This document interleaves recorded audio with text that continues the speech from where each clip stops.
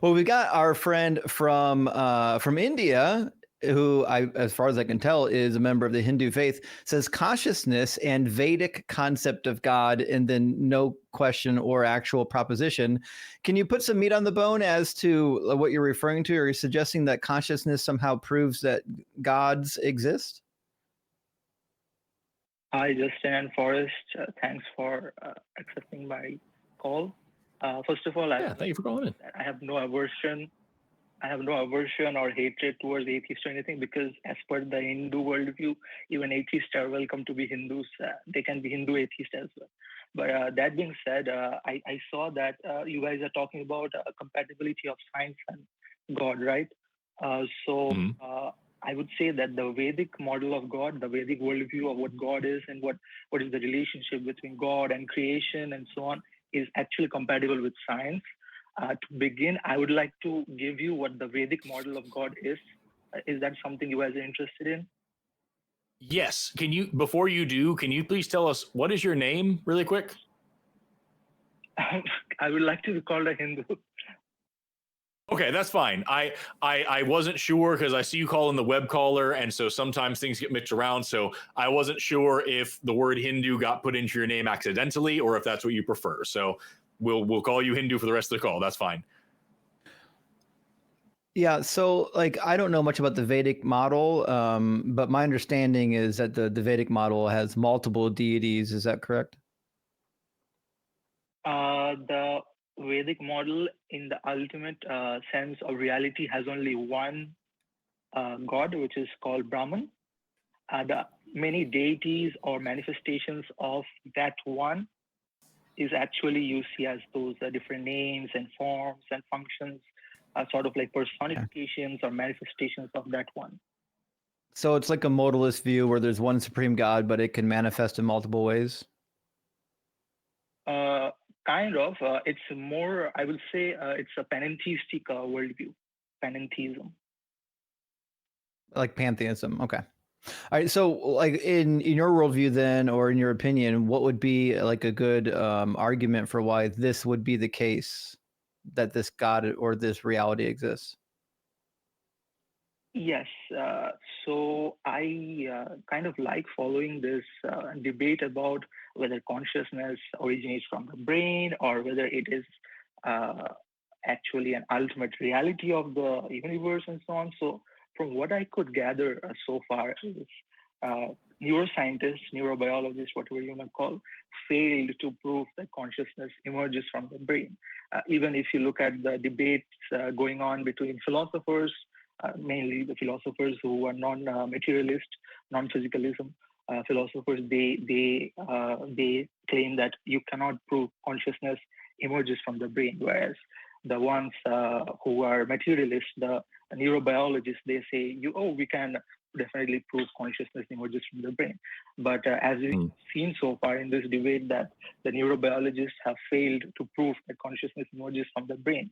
And even in physics, I see what is emerging is sort of this idea that space-time paradigm is itself flawed. And they said we have something deeper than space-time paradigm, and maybe most probably the space-time paradigm is evolving or a manifestation of the ultimate reality, which according to some scientists, philosophers, such as Donald Hoffman, such as Bernardo Kastroff, I think. Apologies if I'm mispronouncing their name. According to them, consciousness is the ultimate reality. And as per the Vedic concept of God, the God that we believe in, the main one God, Brahman, aka Brahman, is consciousness. It's a pure consciousness. So in this worldview, in this framework, science and our concept of God is very much compatible. Right. So Hindu, I guess what I'm trying to figure out though is if you and I have like a roughly comparable model of consciousness, except my consciousness doesn't include your God, my model of consciousness just includes the brain, what would be the factor that would lead me to add in like the Hindu God or gods or manifestations into the equation? So can you please rephrase the question? Yeah. I mean, so what I'm saying is, like in my worldview, consciousness is derived from the brain. You're saying that consciousness somehow exists outside of the brain. So what I'm trying to figure out is what would be the evidence that would lead me as a person to believe that consciousness derives from outside of the brain, like some source, like the Vedic source. Not necessarily Vedic source. It's like Vedas are essentially like Veda translates to knowledge. So it's not exclusive source, for example. It's just one way to say what is actually it is, And for respectful, I need to see where science already has come to the conclusion that consciousness emerges from the brain. Because so far in academia, what I have followed is there is no proof that consciousness emerges from the brain. Even neurobiologists are failing to prove that consciousness emerges from the brain. And the thing is, I'm not that eloquent to put you guys how consciousness leads to all that we see. But as per the Vedic concept, the separateness, the multiplicity that we see in creation, I mean, that's the wrong word. Creation is the wrong word. I cannot say creation, creator, but actually the idea is the Brahman, the one consciousness, it manifests. Do you think that our consciousness is how we get our personalities? So consciousness is like the, and everything. Like when my body dies, will I still have the same personality? No, because personality is ingrained to the mind. That's right. Okay. So if consciousness is a source of like our characteristics and our personality and things like that, it's really weird that we can drastically alter our personal characteristics by either modifying the brain or modifying chemicals going to the brain. Like, for example, someone who's like really angry and aggressive can get a prescription that makes them not angry and aggressive. This is a really weird thing if consciousness is outside of the brain. If consciousness is outside of the brain, we would expect that whatever traits and behaviors that your consciousness has, it would just be transposed to the brain, nothing more. But it's actually the opposite. When we tinker with the brain, the parts of our consciousness that we would say is immaterial or outside of the brain changes, right? So I just don't think the model that consciousness is like the driver of the brain rather than the brain the driver of consciousness works. Personality, the brain, everything is just an emergent phenomena, a manifestation of the underlying supreme reality, which is the consciousness, like it's irreducible. No, you can say that, but saying that is just restating the conclusion. I'm asking for evidence that would lead to that conclusion, because we've done quite a bit of studies, and all of the studies I'm aware of would demonstrate that consciousness would necessarily be a derivative of the brain, not the other way around, which is why, like, if you do read the Roger Sperry split brain experiments, right, where they split people's hemispheres in half, and then what do? The people's consciousness starts to have internal struggles. For example, there was a guy, after he had his brain split, needed to relearn how to do basic tasks like put on his clothes, get dressed, button his shirt. And it turned out that like it was very difficult to just do something like button a shirt, because he couldn't coordinate, even though he intended to, he wanted to, he couldn't actually coordinate the motor skills with both of his hands at once. He said one hand would come up to button the shirt while the other one was going behind it, unbuttoning the shirt, right? This would be completely unexpected if consciousness and decision-making and all that nonsense was happening in some sort of immaterial presence that just happened to inhabit the brain. But I just don't see why I would look at any of the data points we have and interpret it as some sort of external factor influencing the brain. What the example that you gave is talking about something which is not necessarily consciousness. The motor skills are all like, these are all related to the brain. And the brain in this model of consciousness is sort of like a receiver. So consciousness, just to make sure that you understand what I'm talking about, consciousness is pure awareness. That's what I'm talking about. So that's the right, but I'm still that I'm using. I'm still waiting for some type of evidence that would lead us to believe that consciousness is acting on the brain, not the other way around. What do you mean by consciousness is acting on the brain?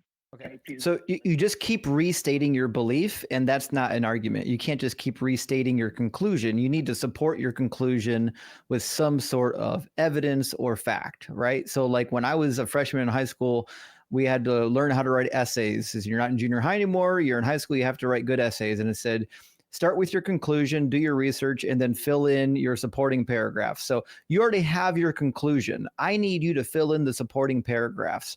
What are the information that you can put down to support your conclusion that consciousness exists outside of the brain?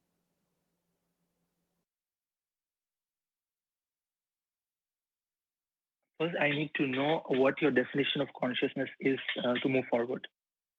It's your definition. My definition's yours. Sorry, Forrest. Yeah. No, I was going to say the exact same thing. You defined it as awareness a minute ago. Can you, even if take even brain out of it, can you give me one example at all of something being aware that is not made of matter? Awareness outside of matter. Does that exist?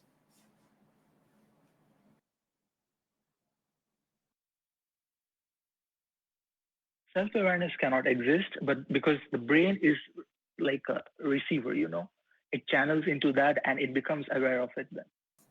So here's the issue I'm having is that, and this is, what the problem I'm having with hearing this is that you started this call by saying that, like, neuroscientists and whatnot, they say that consciousness comes from the brain, but they can't back that up. That's just this thing they're saying. And then you also have over here the idealists, people like you, who are saying that consciousness, awareness, whatever, exists fundamentally, and then brains are able to tap into this. It's like an antenna, like a receiver, like whatever.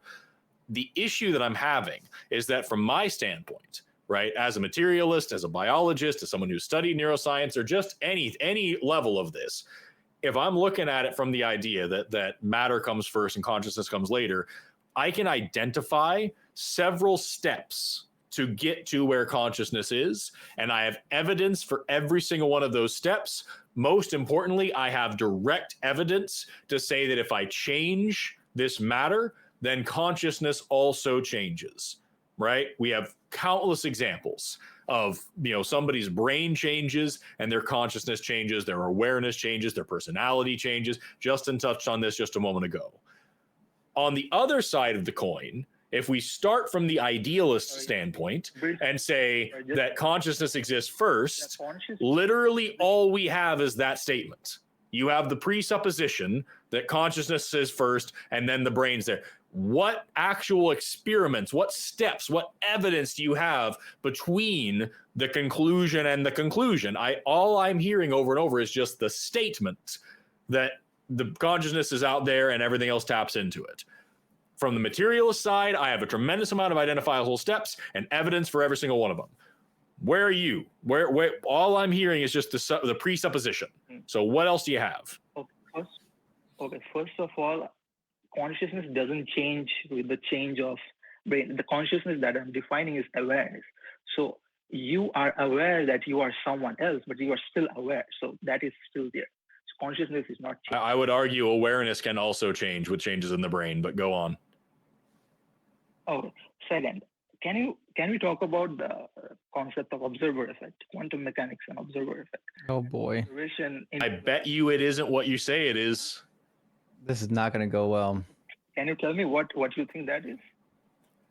So I'm happy to, but just before we get there, really quick, do you have any training in quantum physics? No. Okay.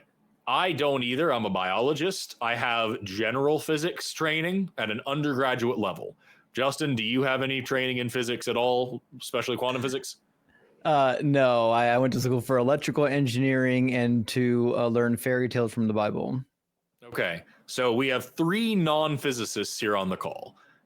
Is there anything that we can talk about? Because I'm happy to do it, but is there any discussion that can be had between the 3 of us that will actually elucidate whether or not this makes sense? Because I don't think there is. What do you think?